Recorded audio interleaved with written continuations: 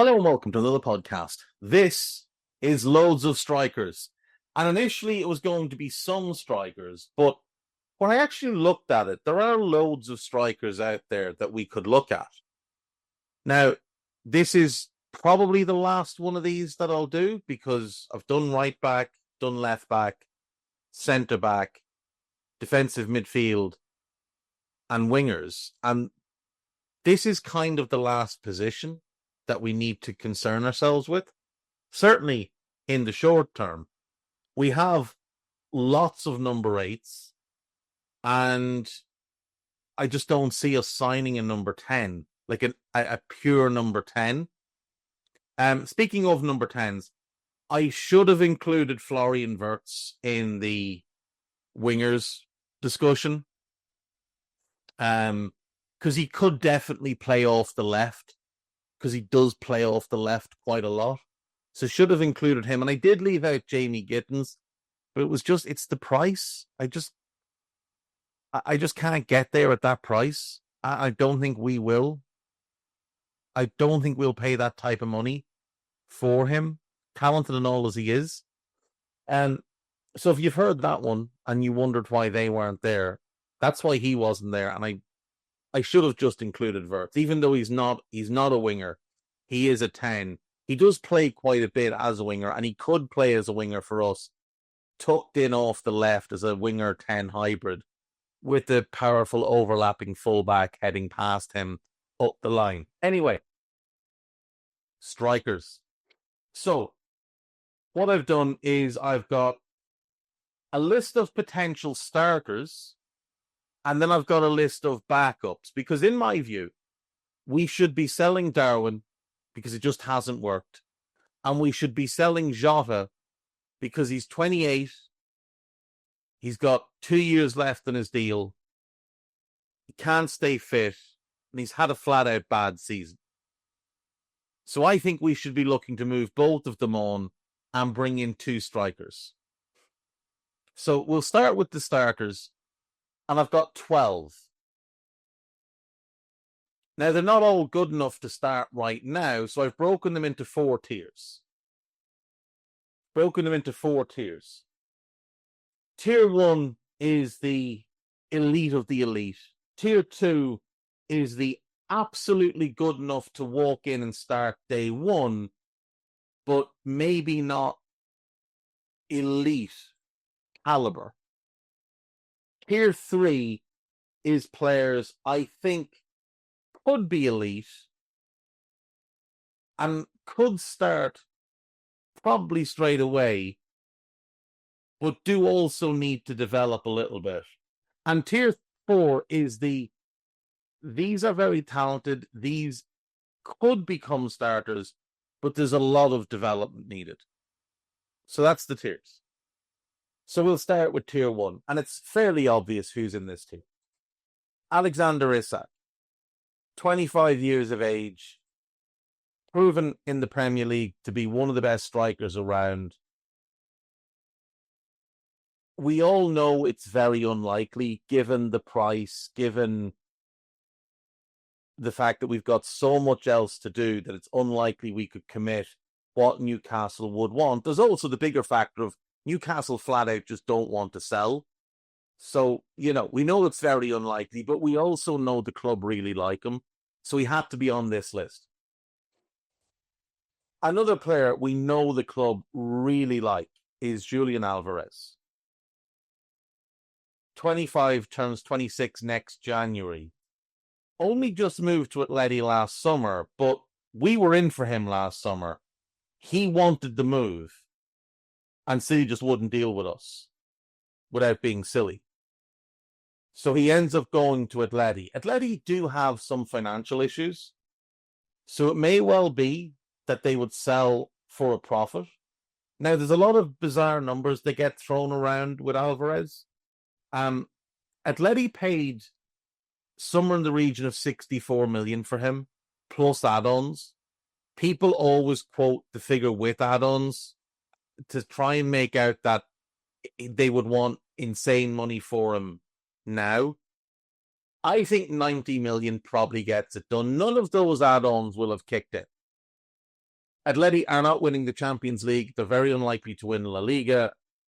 And unless there was an add-on for 25 games, I just don't think he's going to hit any big triggers this season. He'll play 50, so it may well be that there's one on 50. But I think 90 million would get him this summer. There's also strong interest from them in Darwin, so maybe there's a deal to be worked there. I know people will look at him and say, well, he's not really a number 9. Well, he is. He plays as a number 9 for his club. He plays as a number 9 for his country. He played as a number 9 for River Plate. And when Man City used him there, he tore defences apart, including ours. He's one of the most intelligent players in the world.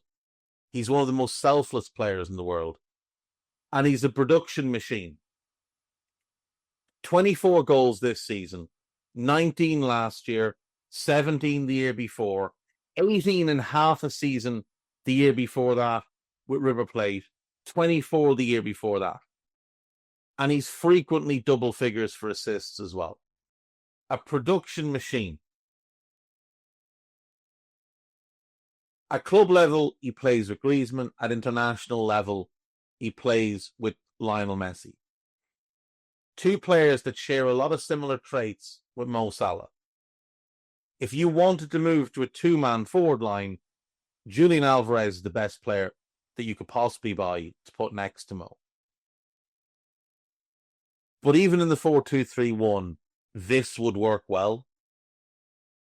Alvarez is a player you can run your attack through, which would take pressure off Mo.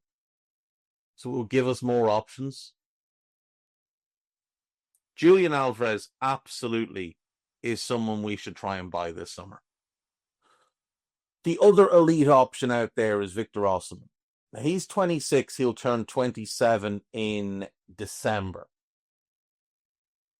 We know all about pace, power, athleticism, brilliant in the air, dynamic, scores all kinds of goals. When he's on, he is close to unstoppable. He is relentless.